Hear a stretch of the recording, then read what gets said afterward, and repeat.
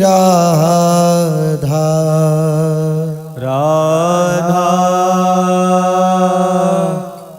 राधा राधा श्री राधा राधा राधा राधा श्री राधा राधा राधा राधा श्री राधा सच्चिदानंद रूपाय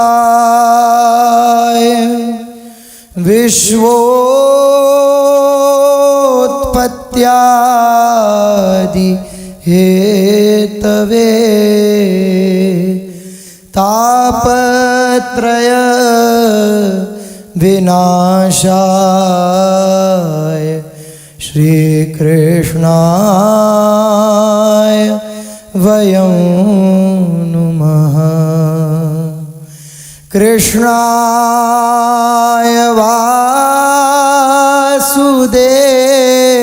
वासुदेवाय हरये परमात्मने प्रणतः क्लेश नाशाय गोविन्दाय नमो नमः रसघन मोहन मूर्तिं विचित्रकेलि महोत्सवोल्लसितं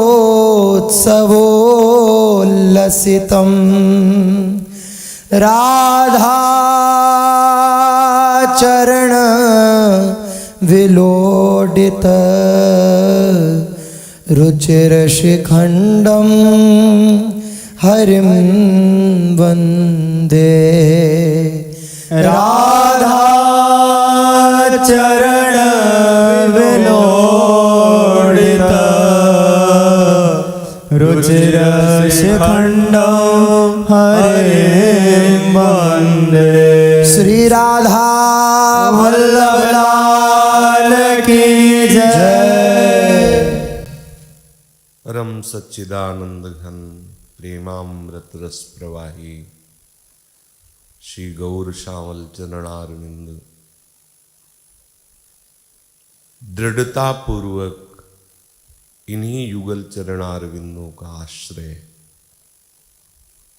आसक्ति पूर्वक इन्हीं युगल चरणारविंदों का चिंतन, प्रतिपल इन्हीं के नाम का रटन, मंत्र का स्मरण, लीला का गायन, लीला गुणानुवाद का श्रवण, शरीर से प्रत्येक चेष्टाएं केवल इनकी प्रसन्नता के लिए हो। इससे बढ़कर कोई उपासना नहीं, इससे बढ़कर कोई अपने आराध्य देव को रिझाने का मार्ग नहीं। जब हमारी चित्तवृत्ति विषयों का चिंतन करती है, संपूर्ण अंतःकरण मलिन हो जाता है।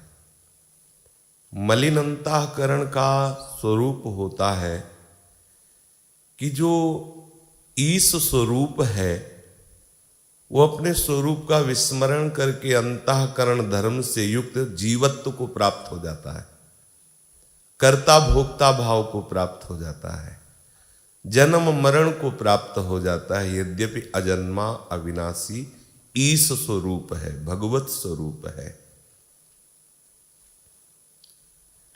ये विषय चिंतन ये विषय वार्ता, ये विषयों की तृष्णा, यही हमें हमारे स्वरूप से, हमारे आराध्य देव से विलग किए हुए हैं। जो उपासक प्रतिपल कृपा की बाट जो होता हुआ एक एक क्षण प्रभु के चरणों में समर्पित होता हुआ, चाहे जैसी भारी दुखद परिस्थिति आवे उसमें घबराए नहीं, अपने प्राण प्यारे प्रभु का, अपने सर्वज्ञ सर्वशक्तिमान सुहृद परम मित्र परम प्यारे का विधान मान करके बिना घबराए, बिना उत्साह रहित हुए उसे भोग ले, तो वो पुरुष, वो उपासक उस महान पद का स्वयमेव अधिकारी हो जाता है, जो पद बड़े बड़े योगियों के द्वारा वांछित है। प्रसंग चल रहा है, भगवत स्वरूप श्री पितामह ब्रह्मा जी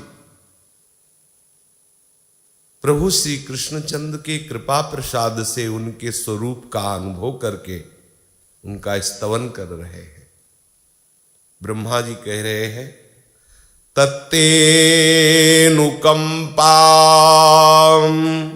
सुष्मीक्षमाणो भुञ्जान एवात्मकृतं विपाकम् हृद्वाग्वपुर्भिर्विदधन् नमस्ते जीवेत यो मुक्तिपदे सदाय भाग। आहा, बहुत महिमामय श्लोक है। भक्त उपासक का प्राण है ये, प्रेमी जनों का संजीवनी मूर्य है ये श्लोक। ब्रह्मा जी कह रहे, तत्तेऽनुकंपां सुष्मीक्षमाणो, क्षण क्षण में उसे महान आनंद की उत्सुकता अनुभव में आती है। सुष्मीक्षमाणो, वो केवल कोरी भावना नहीं करता कि हम पर कृपा है। तत्तेऽनुकंपां सुष्मीक्षमाणो, वो देखता है, अनुभव करता है, मेरे प्राण प्यारे की मेरे ऊपर अपार कृपा है। क्षण क्षण नवीन नवीन उत्साह, नवीन नवीन आनंद उसके हृदय में उमगता रहता है। ऐसा नहीं है कि जो भगवत शरणागत है, जो भगवत प्रेमी महात्मा है, उसके शरीर में कोई व्याधि या पीड़ा या क्रूर स्वभाव आदि के द्वारा पीड़ा पहुंचाई जाए, पीटा जाए। बोले तो भगवान के जन है, किसकी सामर्थ है कि इनके साथ ऐसा व्यवहार कर सके? न प्रारब्ध की सामर्थ है, न किसी कूरकर्मा हिंसक स्वभाव वालों की सामर्थ है, क्योंकि प्रभु उनकी रक्षा करते हैं। तो इसे जिससे पीटा गया या जिसके शरीर में भारी प्रारब्ध प्रतिकूल रूप से आया, तो मुझे लगता है कि ये क्या भगवत शरणागत नहीं है क्या? कभी ऐसा संशय न करना। श्री सनातन जी भगवत अवतारों में से हैं, कोई जीव कोटि के महापुरुष नहीं है। पूरे शरीर में वो मवाद युक्त खुजली, जैसे करो पीप निकल पड़े, ऐसे पूरे शरीर में। रामकृष्ण परमहंस जी भगवत स्वरूप महापुरुष है। बड़ा भयंकर कष्टप्रद गले में कैंसर। किसी भी महापुरुष के जीवन चरित्र को देखो, जिनके आप चरित्र को प्रकाशित रूप से थोड़े अंश में देख पा रहे हैं, तो हो सकता है उसमें वो विवरण ना हो जो उनके जीवन में आया, कृष्ण पक्ष वाला उसको न रखा गया हो। वह क्या हर भक्त के जीवन में। स्वयं हरिवंश महाप्रभु के भी शरीर में व्रण हुए, घाव, पीव हुआ, दिखाई दिया, बड़े बड़े पुंसियां ऐसा पूरे शरीर में निकल आया। तो वहाँ विद्वानों ने, चूंकि व्यास मिश्र जी अद्भुत विद्वान ज्योतिषाचार्य और लोक समाज प्रिय और ऐश्वर्य संपन्न, तो उन्होंने सलाह करके ज्योतिष से विचार के कहा कि हरिवंश चंद्रजू के ग्रह विपरीत हैं, इसलिए शरीर में ऐसा है। तो महाप्रभु से कहा गया ग्रह शांति के लिए कुछ उपाय कीजिए जो बताए जाए। महाप्रभु ने 2 जो पद लिखे हैं स्फुट वाणी में, उसमें यही लिखा है। एक पद में है कि यदि सारे ग्रह विपरीत हैं और श्री कृष्ण की शरण में होकर श्री कृष्ण नाम जप कर रहा है तो बेचारे गरीब बलहीन ये ग्रह क्या बिगाड़ लेंगे। और एक पद में कहा कि सारे ग्रह अनुकूल हैं लेकिन गोविंद से विमुख होकर तुम्हारा जीवन व्यतीत हो रहा है तो ये ग्रह तुम्हारा क्या सहयोग कर लेंगे। महाप्रभु ने कहा प्यारी जू और प्यारे जू के चरणों के आश्रय के सिवा हमें किसी ग्रह नक्षत्र की शांति के लिए कोई अन्य क्रिया करने की आवश्यकता नहीं। बड़े बड़े महाभागवतों के जीवन में भी अनंत जन्मों के कर्म परिणाम से विपरीत परिस्थितियां देखी गई।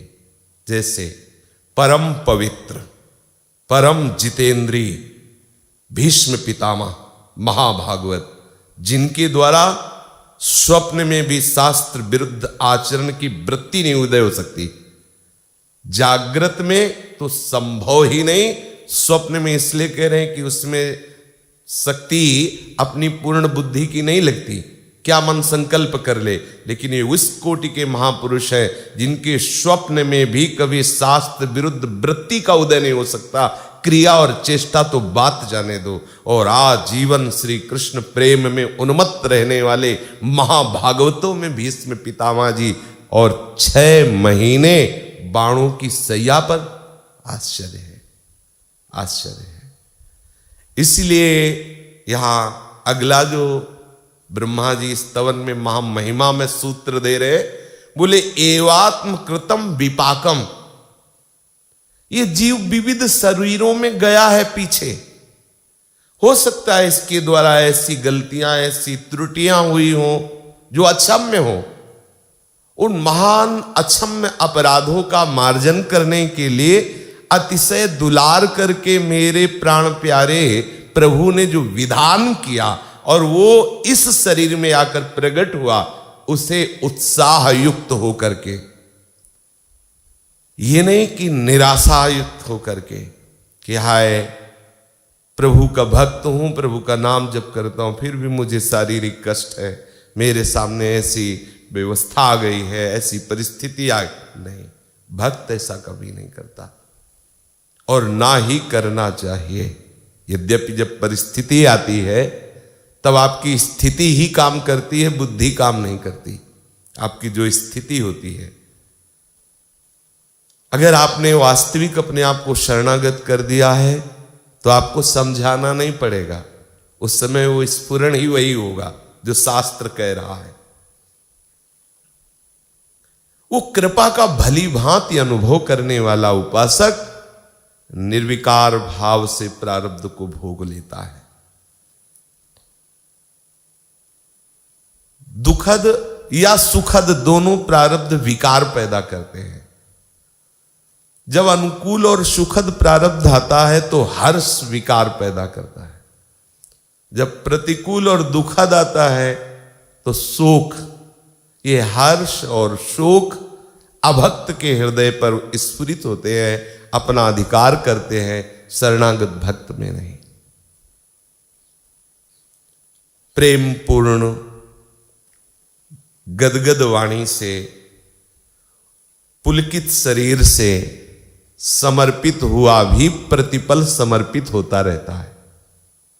समर्पित हुआ भी प्रतिपल प्रभु की कृपा का अनुभव करते हुए प्रतिपल, हे श्यामा श्याम मैं आपकी शरण में हूं, एक यदि नहीं समझ में आ रही बात हमें, तो इतनी तो समझ में आ रही, चाहे सुखद परिस्थिति हो चाहे दुखद, हमारे श्यामा श्याम ही हमारे जीवनाधार हैं, और उनकी तरफ से जो पास होगा वही आपके पास आएगा। वो चाहे दुखद परिस्थिति हो चाहे सुखद परिस्थिति हो, और दोनों में कृपा का भरपूर विधान है, पक्का मानिएगा। बिल्कुल कहीं संशय मत कीजिएगा कि अगर ये जीते तो कृपा होती। ये जीना मरना सोने जागने जैसा है। सो गए मतलब मर गए, जग गए मतलब पुनः जन्म हो गए, बस ऐसा है। ये कोई खास बात नहीं है। जीना हमारा विश्राम स्थल नहीं है। विश्राम स्थल है प्यारे जू के चरणारविंद। हम जीते तो इन्हीं के लिए हैं। यदि वो आज इस जीवन की शाम करके और अपने धाम में अपनी लीला में प्रवेश दे देते हैं, तो तुमको लग सकता है कि अगर ये रहते तो अच्छा था, लेकिन नहीं। इनका रहना अगर अच्छा होता तो प्यारे जू रहने देते। प्यारे जू उनको अपने समीप बुलाना अच्छा मानते हैं। किसी भी स्थिति में हमारे हृदय में संशय नहीं उत्पन्न होना चाहिए, भगवत विमुख प्रश्न नहीं खड़ा होना चाहिए, ऐसा क्यों हो गया। यदि इस तरह जो जीवन व्यतीत करता है उसे महाभागवत निर्भर भक्त कहते हैं। वो प्रभु के परम पद का, परमानंद का, रसमयी लीलाओं में प्रवेश पाने का अधिकारी ऐसे हो जाता है, बोले जैसे पिता की संपत्ति का पुत्र अधिकारी हो जाता है। अब एक बात आई कि ये जो महिमामय स्थिति है, ये निर्भर भक्त के हृदय में उदय होती है। निर्भर का पूरा जैसे बिल्ली का बच्चा और बंदर का बच्चा दोनों मां के आश्रित हैं, दोनों का पूर्ण व्यवस्था विधान उसकी मां ही करती है। एक है बंदरिया का बच्चा, जो बंदरिया को छलांग लगानी होगी तो इशारा देंगे, पकड़े पकड़े ना पकड़े गिरे।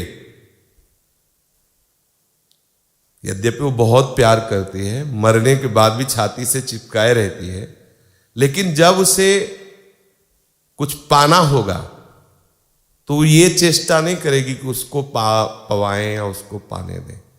अगर वो पा रहा है तो छीन के वो पा जाएगी, और अगर छलांग लगानी है तो इशारा दे देगी, पकड़ो पकड़ो, गिर जाओ गिर जाओ। लेकिन बिल्ली के बच्चे में ऐसा नहीं है। बिल्ली के बच्चे में बिल्ली स्वयं तैयार करके चूहे को लाएगी और उसके मुख के सामने रखेगी। ये हुआ आहार व्यवस्था। और बिहार की व्यवस्था में जहां ले जाना है वो अपने मुख में दबाएगी और वो बस ऐसे ही रहे। ये है निर्भर भक्ति।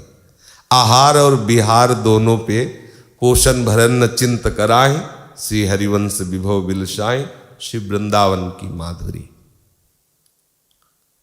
अब इस स्थिति में हम कैसे पहुंचे? ये स्थिति अहंकार रहित स्थिति है। ये कोई साधारण स्थिति नहीं। जैसे उदाहरण में कह दिया गया बिल्ली के बच्चे की शरणागति, तो ये कोई साधारण शरणागति नहीं, असाधारण शरणागति है। ये असाधारण स्थिति है। ये देहाभिमान रहित स्थिति है। बिल्ली के बच्चे की तरह प्रभु के आश्रित होकर पड़ जाना। अब हम ये देख रहे हैं क्या हो रहा है। इतना धैर्य, इतना विश्वास, इतनी शांति, इतनी तृष्णा रहित स्थिति, इतनी निष्कामता, ये कोई साधारण स्थिति है? कहने को तो शब्द में ऐसे बोल दिए हम कि बिल्ली के बच्चे जैसा हमें बन जाना है। इसे कहते हैं निर्भरा भक्ति। निर्भरा माने कहीं कोई अन्य आश्रय नहीं, अन्य बल नहीं, अन्य चिंतन नहीं, बस इतना। ये विश्राम स्थिति है। ये इसे प्रारंभ, इसे मध्य और इसे विश्राम, तीनों हम कह सकते हैं। पर ये जो स्थिति है ये केवल विश्राम स्थिति है। पर प्रारंभ भी यहीं से होता है और हमारा मध्य भी यही है और हमारा विश्राम भी यही है। इस प्रारंभ स्थिति को, यहां की निर्भरा भक्ति के प्रारंभ स्थिति को लाने के लिए कुछ बातें हमें नहीं करनी और कुछ करनी है। ये सिद्ध महाभागवत महापुरुषों के वचन हैं। इसमें वर्णन करते हैं, यदि आप भगवत चरणारविंद के पूर्ण आश्रित होना चाहते हैं,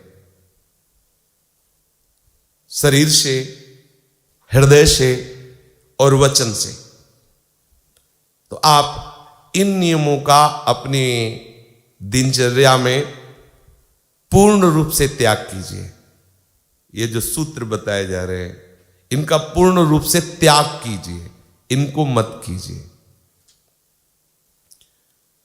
नहीं तो लक्ष्यच्युत करके ये सर्वनाश कर देने वाले सूत्र हैं। लक्ष्यच्युत, जो हमारा लक्ष्य है प्रभु के चरणों की निर्भरा भक्ति प्राप्त करना। सर्वनाश का तात्पर्य होता है बुद्धि का नाश हो जाना। शरीर का नाश होना सर्वनाश नहीं है।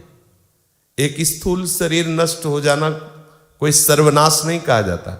लोक में भले कहा जाता हो, हमारे परमार्थ में नहीं कहा जाता। दूसरा शरीर मिलेगा।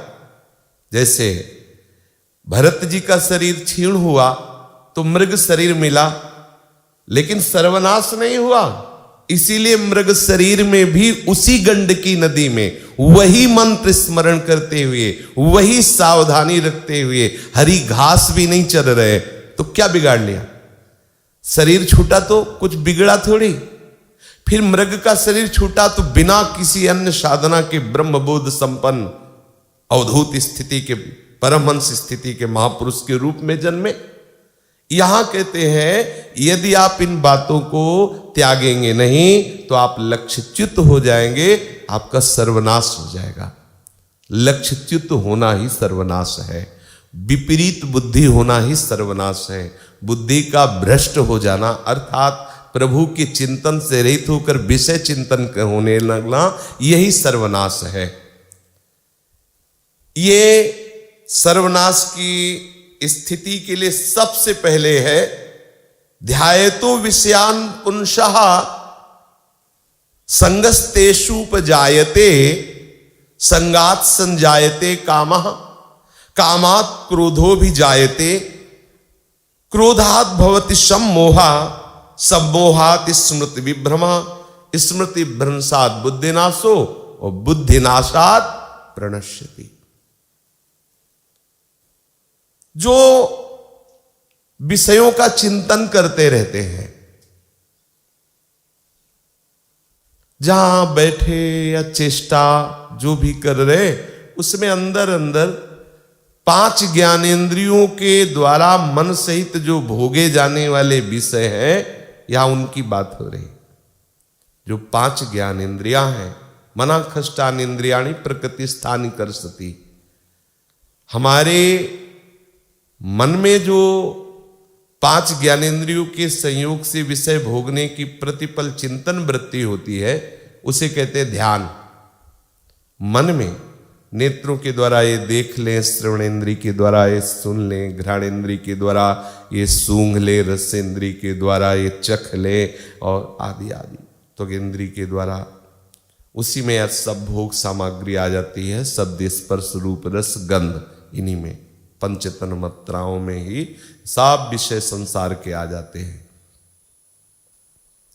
जो असावधान साधक, अल्पज्ञ साधक, प्रमाद युक्त बुद्धि वाला साधक एकांत में या समाज में रहकर केवल विषय दर्शन, विषय चिंतन, विषय भाषण, विषय भोगने की चेष्टाएं, उसका सर्वनाश हो जाता है।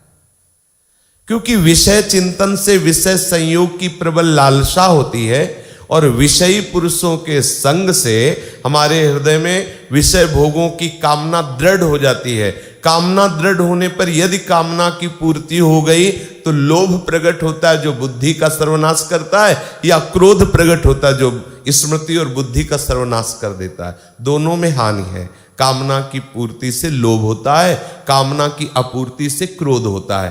तो अगर क्रोध हुआ या लोभ हुआ, दोनों भगवत स्मृति रहित करके आपकी बुद्धि को भ्रष्ट कर देंगे। इसलिए इस निर्भरा भक्ति को प्राप्त करने के लिए सबसे पहले उपासक को इस बात पर सावधानी रखनी है कि वो विषय चिंतन, विषय दर्शन, विषय संभाषण, मतलब विषय के विषय में वार्ता करना और विषयी पुरुषों का संग करना, ये आपके लक्ष्य से आपको हटा देगा, आपका सर्वनाश कर देगा। इसलिए सावधान। अब आप देखिए एकांत में आप क्या चिंतन करते हैं। उपासक का सदैव डबल चिंतन होता है, क्योंकि वो सिद्ध नहीं हो गया है। विषय चिंतन घसीटेगा उसको, पर वो साथ में नाम चलाएगा, साथ में विपरीत चिंतन उसके डालेगा। उसके अनुकूल चिंतन, जैसे विषय चिंतन हो रहा तो उसके अनुकूल चिंतन वो नहीं देगा, विपरीत चिंतन देगा। गुरुदेव ने मना किया था, शास्त्र ने निषेध किया है। अब वो जलन पैदा करेगा।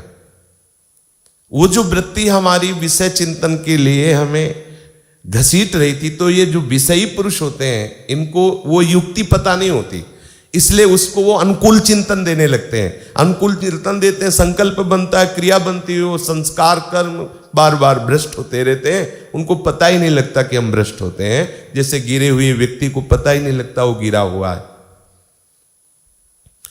मानव उपासक का विषय चिंतन बनता है, लेकिन वो केवल विषय चिंतन नहीं बनता, उसमें क्रॉस चिंतन उसका रहता है। पहली बात तो निषेधात्मक मूल वृत्ति रहती है उसके अंदर, ये गलत है।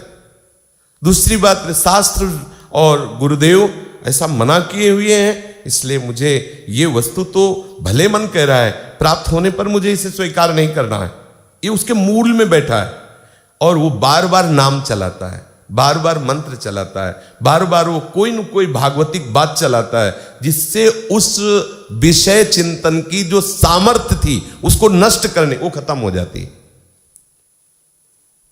इसलिए उपासक को यह ध्यान रखना है, ये नहीं है कि उसका विषय चिंतन होगा ही नहीं तो उपासक कैसा, साधक कैसा? वो तो सिद्ध पुरुष है, जिसके मना स्थिति में केवल प्रियालाल है, विषय की तरफ स्फुरना ही नहीं। वो तो सिद्ध पुरुष है।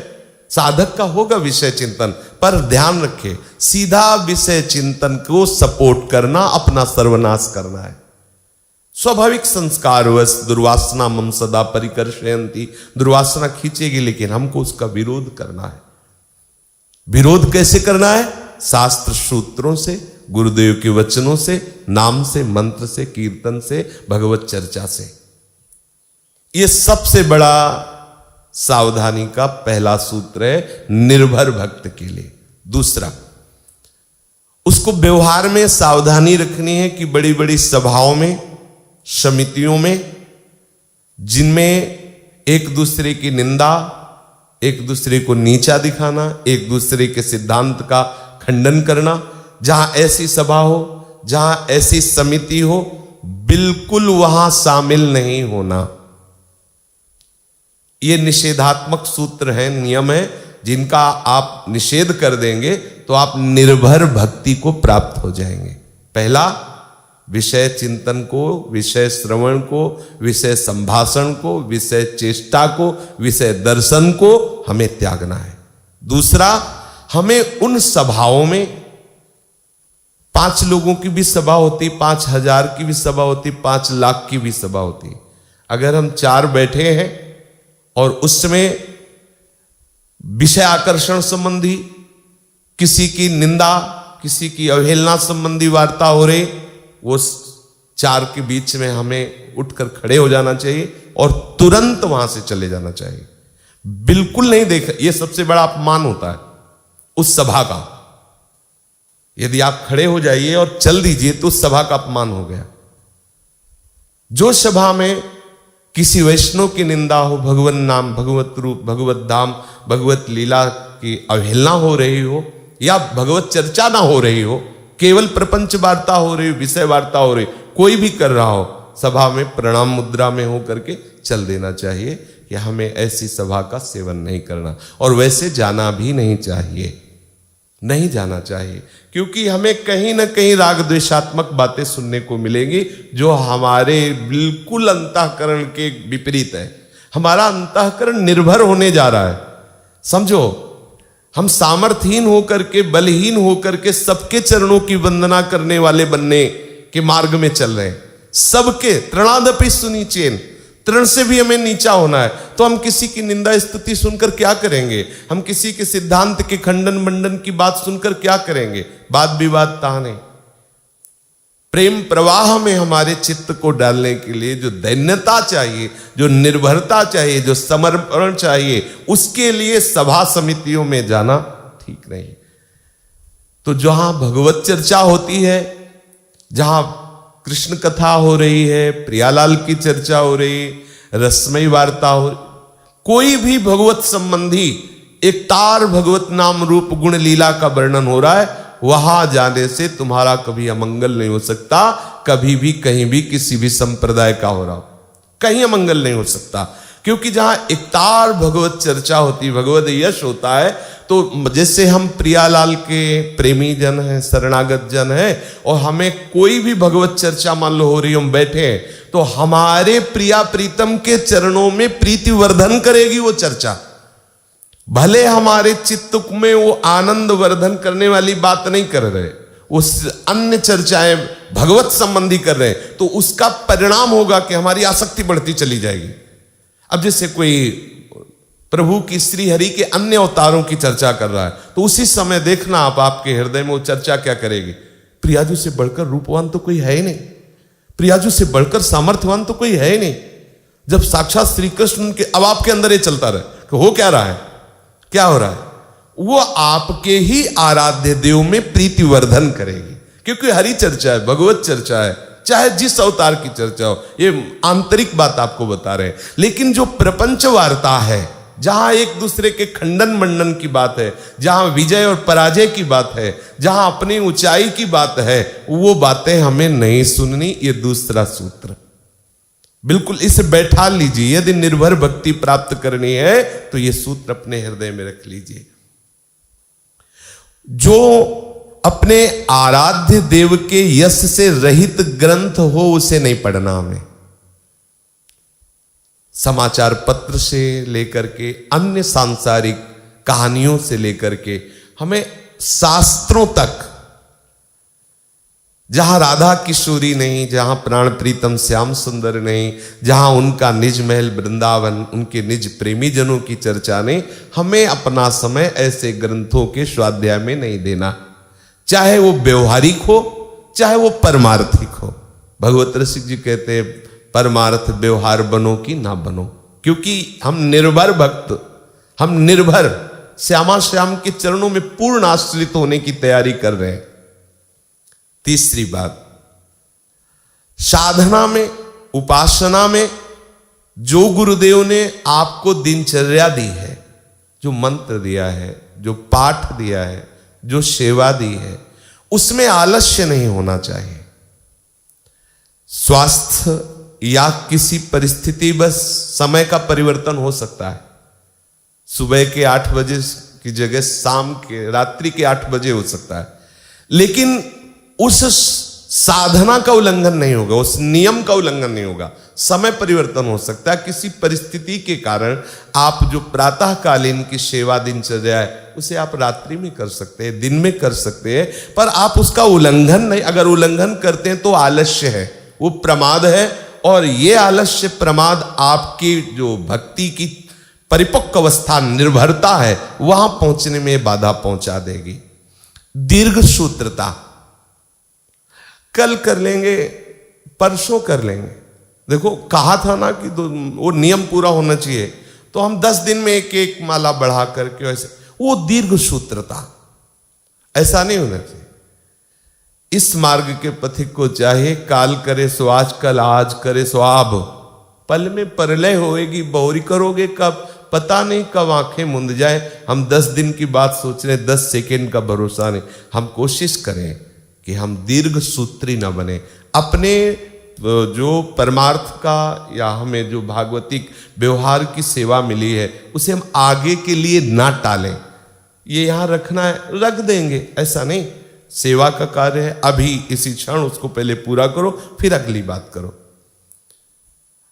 अश्रद्धा, इतने दिन हो गए मंत्र जपते हुए, चतुरासी जी का पाठ करते हुए, वृंदावन वास करते हुए। कहते थे वृंदावन वास करो, चतुरासी जी का पाठ करो, निज मंत्र जप करो, तो आप निकुंजेश्वरी को देख लोगे, निकुंज को दिखाई देने, लीला में प्रवेश हो जाएगा और शांत। यहां तो कुछ नहीं हुआ। मुझे तो लगता है जैसे मैं पहले आया था वैसे आज भी हूं। कोई निकुंज नहीं दिखाई दिया, कोई अनुभव नहीं आ रहा, कोई दिव्यता नहीं, वही जलन, वही काम, वही क्रोध, वही। ऐसा कभी मत सोचना। पीछे कई बार चर्चा में कहा है कि बहुत महीन परतें लगी हुई हैं और शास्त्र और संतों के वचनों पर विश्वास ही इस मार्ग में बहुत बड़ा सहारा है। उसी विश्वास बल से हम आगे बढ़ते हैं। नवयोगेश्वर वार्ता में वो वर्णन करते हैं कि प्रभु के एक एक नाम का भजन का प्रभाव पड़ता है। जैसे हम एक कवल पाते हैं तो क्षुधा निवृत्ति होती है, तुष्टि होती है, पुष्टि होती है। ऐसे ही हम एक बार राधा बोलते हैं, एक बार मंत्र जप करते हैं तो उतना प्रभाव संसार से वैराग्य, स्वरूप का बोध और भगवत चरणारविंद में प्रेम तीनों होते हैं। हमें इस बात पर विश्वास करना चाहिए। तो जो हम मंत्र जप कर रहे हैं, जो हम वृंदावन वास कर रहे हैं, जो हम चतुरासी जी का पाठ कर रहे हैं, भले मुझे अनुभव में नहीं आ रहा लेकिन परिणाम बहुत मंगलमय है, मुझे श्री जी मिलेंगी, ऐसा विश्वास कभी टले ना, कभी अश्रद्धा ना होने पावे। और हो जाती है। लंबी यात्रा है, कभी कभी खान पान गड़बड़ हुआ, कभी कुसंग हो गया, तो अश्रद्धा जब हम अंदर देखते हैं कि आनंद नहीं, जलन बढ़ रही, तो लगता है इस मंत्र में ताकत नहीं है क्या? वृंदावन वास का कोई फल नहीं है क्या? चतुरासी जी के पाठ का फल कहते हैं भवजल निधि को नाव, काम पावक को पानी। तो यहां तो हम रोज पाठ करते हो, हृदय में काम वेदना सवार है, ये पानी कब गिरेगा उसमें? होता है ना मन में। तो अब आपको दिखाएं अगर हम कि कामाग्नि होती क्या है, तब तुम्हें पता चले। बहुत सुंदर पत्नी है, बहुत बड़ा पदाधिकारी है, बहुत सारी व्यवस्थाएं हैं, नौकर चाकर है, हजारों लोग उसके आगे सलाम करते हैं, सलूट करते हैं, और वो बेचारा दूसरे की पतली की तरफ देख रहा है और उसके परिणाम स्वरूप उसकी पतली उसको पीट रही है, उसको समाज से बहिष्कृत किया जा रहा है। कि मतलब अगर काम लीला को आप देखो ना तो आपको पता चलेगा कि पानी नहीं, यहां वर्षा हो रही है।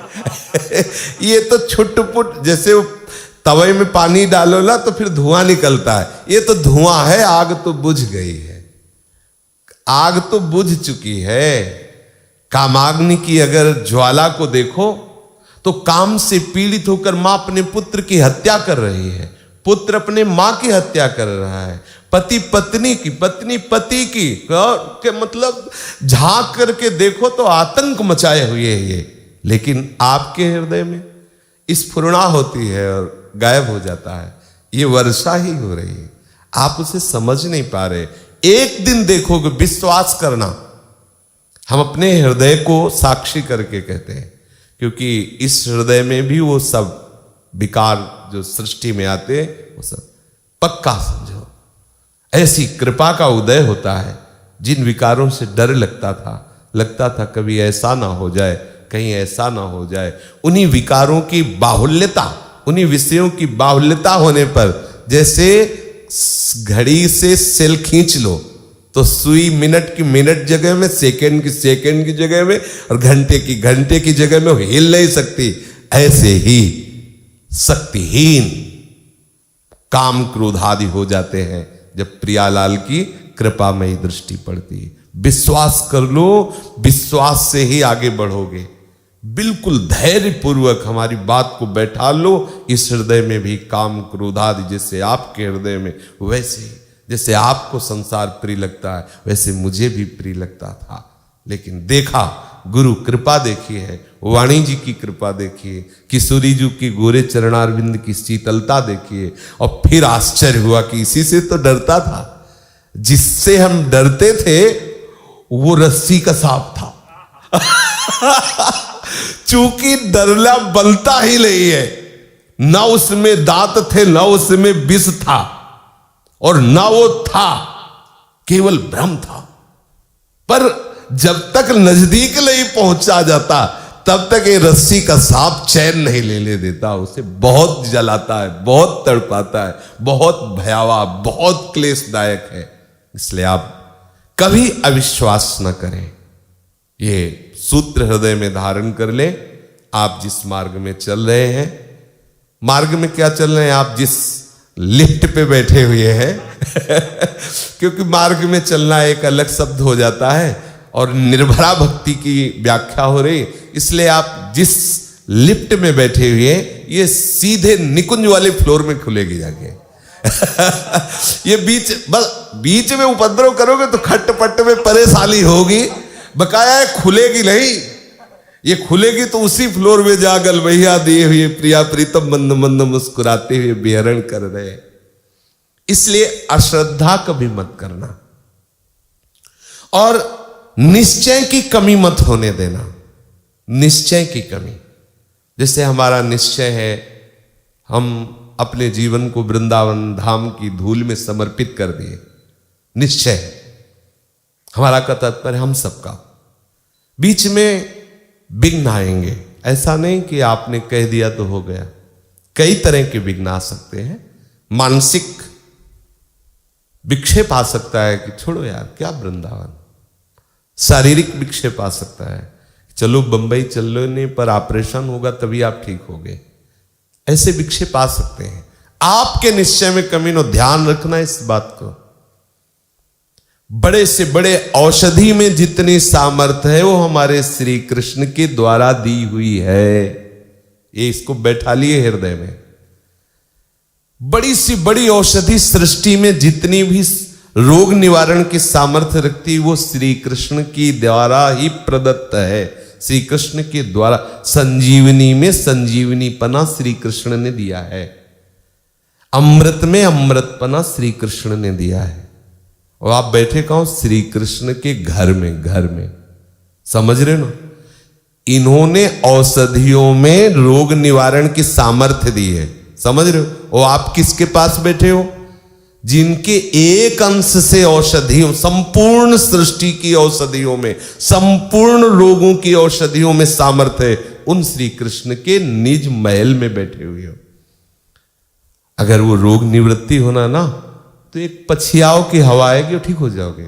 क्योंकि वो हवा से भी जो काम दवा कर सकती है, वृंदावन की हवा भी तो कर सकती है ना। वो पानी से भी तो हो सकता है ना, वो ऐसे ही हो सकता है ना। हमारे निश्चय में कमी नहीं होनी चाहिए, हमारा दृढ़ निश्चय होना चाहिए। ये जीवन हे कृष्ण, हे करुणामय, हे प्रियाजू, हे वृंदावन धाम आपको समर्पित है। क्योंकि बहुत तरह के विघ्न, लंबा सफर है, बहुत तरह के विघ्न आएंगे, सुखद और दुखद। आपके निश्चय में कमी नहीं होना चाहिए, तो आपके हृदय में निर्भरा भक्ति का जो प्रभाव है वो प्रकाशित होने लगेगा। अगली बात है कि आप अपने पक्ष को रख सकते हैं अपने प्रियजनों के बीच में, लेकिन अपने पक्ष को ही लेकर के आप शास्त्रार्थ तर्क आदि करें, यह स्वभाव आपके जीवन में नहीं होना चाहिए। जैसे आपसे कोई वार्ता कर रहा है भक्ति संबंधी, तो आप अपने पक्ष की बात रख सकते हैं कि हमारे हृदय में इस भक्ति का विशेष आदर है कि भगवत चरणारविंद के आश्रित रहे, नाम कीर्तन करे, धामाश्रित रहे, प्रेमी जनों का संग करे। अब कोई इसका खंडन करे तो हमें नहीं खंडन करना, दोबारा हमें अपनी बात गुप्त कर लेनी और प्रणाम करके चल देना है। अगर कहीं सभा में या कहीं प्रेमी जनों के बीच में अपनी बात रखनी पड़े तो बात रखना निषेध नहीं है, लेकिन अपनी बात को हठपूर्वक मंडन करने के लिए फिर शास्त्रार्थ या वाद विवाद में उतर, ये नहीं होना चाहिए आपके जीवन में। वैसे उचित है मौन का आश्रय ले, अपने हृदय की बात गुप्त रखे, और जब तक कोई विशेष श्रद्धालु या प्रेमी जन न मिले तब तक अपनी बात न कहे। पर यदि कहना भी पड़े तो हठपूर्वक अपनी बात न रखे, और वो उसको समझने ही नहीं दे, अपने को गुप्त कर ले, अपने को दैन्य कर ले, अपने को उससे नीच कर ले। अपने को संत समझना और दूसरे को असंत समझना, ये निर्भरा भक्ति में कलंक है। मैं भक्त हूं और ये अभक्त है, या मैं बहुत उत्तम कोटि का उपासक हूं, ये उस कोटि का नहीं। ऐसी धारणा ये बहुत अपने लिए जो अपना मार्ग है समर्पण का, इसमें बड़ी हानिकारक वृत्ति है। दूसरों के दोष देखना और उन्हें प्रकाशित कर देना, ये साधु का स्वभाव नहीं। साधु का स्वभाव है जो सही दुख परिच्छिद्र दुरावा, बंदनीय जेहि जग जस पावा, मुद मंगलमय संत समाजू, जो जग जंगम तीरथ राजू। दूसरों के दोषों को ढक देना। अगर हम कहीं भूल से दिखाई भी दे गए हैं तो कभी प्रकाशित ना होने देना, कभी कहना नहीं, शांति से। अगर कभी कोई कहे भी कि ऐसा गंदा आदमी, ऐसा गलत, भगवान की माया बड़ी विचित्र है, सबसे गलती हो जाती, सबसे चूक हो जाती, राधे राधे राधे राधे, उसकी बात में भी अपने चित्त को नहीं देना। ना तो हमें दोष दर्शन करना है और ना दोष श्रवण करना है। अगर कहीं ऐसा कुछ है तो हमें वास्तविक बात यही है कि सब काल कर्म स्वभाव गुण के द्वारा प्रेरित होकर मारा घूम रहा है जीव बेचारा, क्योंकि वो भगवत शरण नहीं है, भगवत आश्रित नहीं है। सबसे बड़ी हानि, सबसे बड़ा दोष तो ये है कि भगवत शरणागत नहीं। अब कुछ भी हो सकता है, फिर क्या देखना। तो हमें अपनी भक्ति को सुरक्षित रखने के लिए किसी के दोष देखना नहीं है और किसी के दोष कहना नहीं। बोले तब तो संसार में बहुत बड़ा अत्याचार हो जाएगा, अनाचार हो। तो यदि आप राष्ट्रपति हो, प्रधानमंत्री हो, आपको सेवा दी गई है, तो फिर वो दूसरा सूत्र लागू होगा। लेकिन आप तो अकिंचन भिक्षुक या बहुत ही असमर्थ प्रभु के चरणों का आश्रय लेने के लिए जा रहे हो। आप कोई पदाधिकारी नहीं हो, आप कोई बहुत बड़े समाज सेवी अधिकार पद से युक्त नहीं हो, इसलिए आप दैन्य हो जाए। यदि कोई अधिकार पद से युक्त है तो उसके लिए सूत्र दूसरा हो जाएगा। जैसे पिता अपने पुत्र के दोष देखता है, लेकिन उसके हृदय में वात्सल्य होता है, वो उसको दंडित करता है, लेकिन द्वेषवश नहीं, उसको निर्विकार करके सद्गुण संपन्न जगत प्रतिष्ठित बनाने के लिए। जैसे गुरुदेव अपने शिष्य के दोष दर्शन करते हैं और समाज में प्रकाशित करते हैं, दंड देते हैं, लेकिन द्वेषवश नहीं, घृणावश नहीं, नफरतवश नहीं, उसको परमानंद की प्राप्ति कराने के लिए। लेकिन ना हम गुरु हैं, ना हम कोई बहुत बड़े पदाधिकारी हैं, तो हम क्या करें? हम दैन्य होकर सबके चरणों में प्रणाम करते हुए अपनी भावना को निर्दोष बनाएं। किसी के दोष देख भी ले तो हम कभी प्रकाशित ना करें। जो सही दुख पर छिद्र दुरावा, छुपा ले। सबसे गलतियां होती हैं। प्रभु सद्बुद्धि दे और ये आगे बढ़े, इनके अंदर के दुर्गुण नष्ट हो, ऐसी प्रार्थना करें। कभी भी कैसी भी परिस्थिति आने पर किसी का अपमान ना करें। ये अपमान करने का स्वभाव, दूसरे को नीचा दिखाने का स्वभाव, दूसरे को अवहेलना करने का स्वभाव उपासक के हृदय में यदि रहेगा तो हृदय कठोर हो जाएगा। कठोर हृदय कभी शरणागत नहीं होता। दैन्य भाव कोमल हृदय में आता है। इसलिए अमानिना मान देना, स्वयं अमानी होकर सबको मान दे, किसी का अपमान न करे, किसी की अवहेलना न करे। फिर परिचर्चा, आपस में बैठकर भगवत चर्चा करें। कभी किसी साधक की चर्चा, किसी साधक के गुण दोष को लेकर के चर्चा न करें, ये सावधानी रखें। अगर किसी साधक को बीच में आप अपना लक्ष्य बनाए तो वो साधक वहां होना चाहिए। समझ रहे? जैसे हमें किसी के विषय की चर्चा करने का अवसर मिला तो वो व्यक्ति वहां होना चाहिए जिसकी हम चर्चा कर रहे हैं, और वो उसकी आंख में आंख डालकर बात करो और उसको निर्दोष बनाने के लिए बात करो। तब तो आप उसके साधक सहयोगी हुए, और उसकी अनुपस्थिति में उसके गुण दोषों की चर्चा, उसकी निंदा होती है, उसकी परिचर्चा के अंतर्गत वार्ता आती है, और ये हमारी भक्ति के लिए बहुत हानिकारक है। अगला सूत्र कह रहे हैं, नाटक, सिनेमा, असत साहित्य से युक्त जो भी ये कहानियां, नौटंकी नाटक, फिल्मी गाने आदि, ये सब उपासक को नहीं देखने चाहिए। क्योंकि सामने जो देहमानी व्यक्ति अभिनय कर रहा है, वो विषय सेवन करने वाला विषयों की प्रधानता रखने वाला और विषयों की प्रियता का दर्शन कराने वाला। यदि आप ऐसा दर्शन करेंगे तो आप दोष से युक्त हो जाएंगे। आपकी दृष्टि जो भागवतिक बननी चाहिए वो विषयी हो जाएगी। इसलिए सिनेमा देखना, नौटंकी नाटक देखना या जो गंदे साहित्यों से युक्त ये सब नहीं होना चाहिए, आपके जीवन में नहीं होना चाहिए। आप मान लो एकांत में ऐसे दृश्य देखेंगे तो आपकी बुद्धि विषय से प्रभावित हो जाएगी, परास्त हो जाएगी।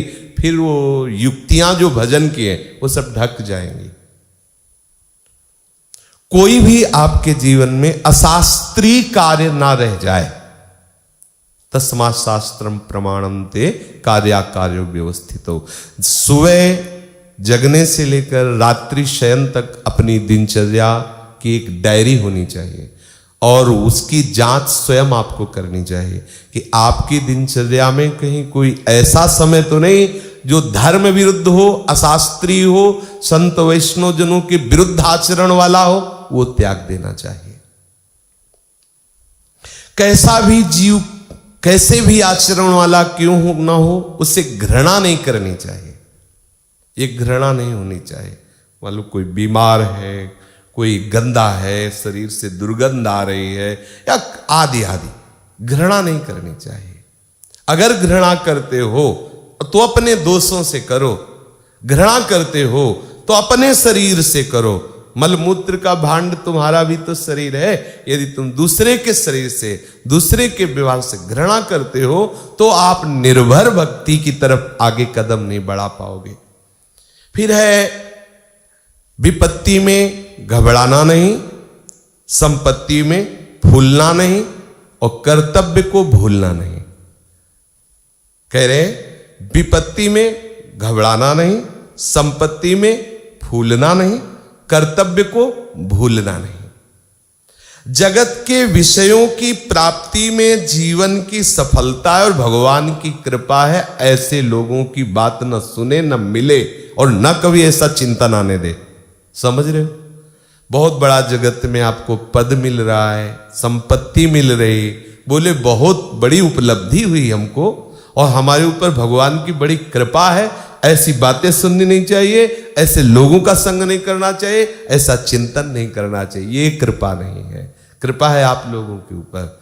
रात दिन धाम का वास है, प्यारी जू प्यारे जू का जस गायन श्रवण में हमारा समय जा रहा है। ये हमारे ऊपर कृपा है। हमें ताल ठोक के कहते हैं हमारे ऊपर ये कृपा है। कैसी भी परिस्थिति हो मुझे धाम मिला, कैसी भी परिस्थिति हो मुझे नाम मिला, मुझे भगवती यश श्रवण कथन का सौभाग्य मिला। ये ठाकुर की हमारे ऊपर विशुद्ध कृपा है। किसी कारणवश आपकी बात सिद्ध हो जाती है, मन में सोचा, सामने वो काम पूरा हो गया, आपने बोल दिया, वो तुक्का लग गया और उसे आप अपनी साधना का फल समझ करके हर्षित हुए और अब अरे हम चाहेंगे वर्षा होगी नहीं, ऐसा हमने देखा। वो ऐसा कि उन्होंने कहा अरे हमका धोखे में मत रहिए, वो तो तुक्का लग जाने की बातें होती है। हाँ, भगवान अपने जनों की बात तो कभी ऐसा पूर्ण कर ही नहीं सकते। जिसे प्रभु प्यार करते हैं ऐसा नहीं होने दे सकते। एक बार पूज्य श्री हरि बाबा ने स्वामी श्री अखंडानंद जी से श्रीमद् भागवत का अनुष्ठान करवाया। साप्ताहिक ही नहीं, महीने में ऐसे पूरा, वो कुछ समय रह गया और पूरा नहीं हुआ तो स्वामी जी महाराज ने हरि बाबा से कहा कि अनुष्ठान पूरा नहीं हुआ। बोले हरि की विशेष कृपा,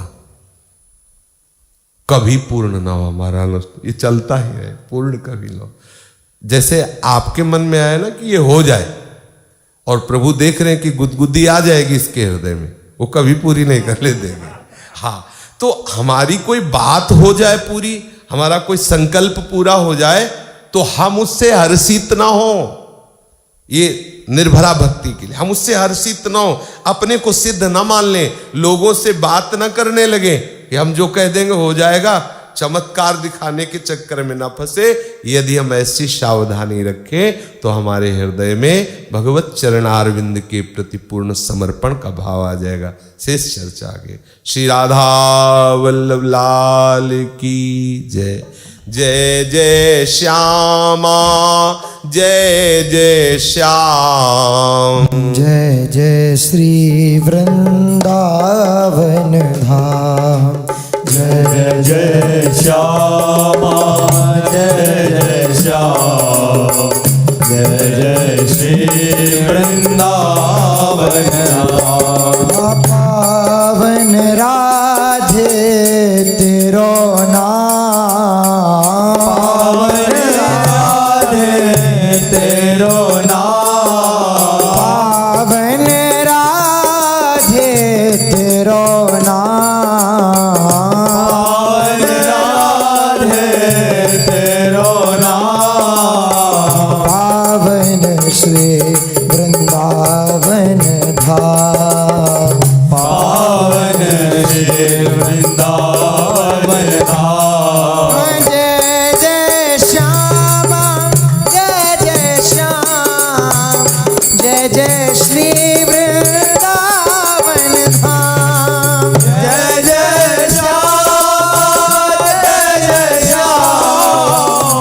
जय जय श्री वृंदावन धाम। जय जय श्यामा जय जय श्याम। जय जय श्री वृंदावन धाम। जय जय श्याम जय जय श्याम।